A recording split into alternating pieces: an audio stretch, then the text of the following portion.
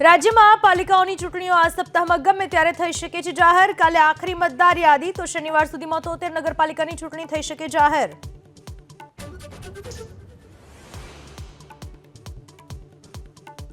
રાજસ્થાનથી આવતા ટ્રકમાંથી પોસ્ટ ડોડાનો જથ્થો ઝડપાયો। દાહોદના ઝાલોદમાં ધાવડિયા ચેકપોસ્ટથી પોસ્ટ ડોડા અને ટ્રક સહિતના મુદ્દામાલ સાથે ટ્રક ચાલકની ધરપકડ।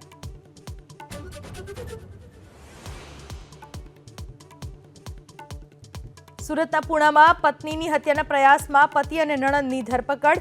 બીજી દીકરીનો જન્મ થતા હત્યાનો પ્રયાસ કર્યાનો આરોપ।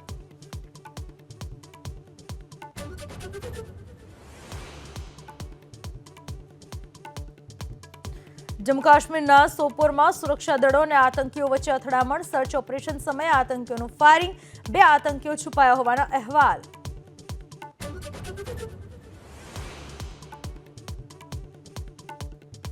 સૈફ અલી ખાન પર હુમલો કર્યાની આરોપી મોહમ્મદ શહજાદની કબૂલાત। મુંબઈ પોલીસે આજે આરોપીને સાથે રાખી કરી શકે છે રિકન્સ્ટ્રક્શન। હોસ્પિટલમાંથી સૈફ થઈ શકે ડિસ્ચાર્જ।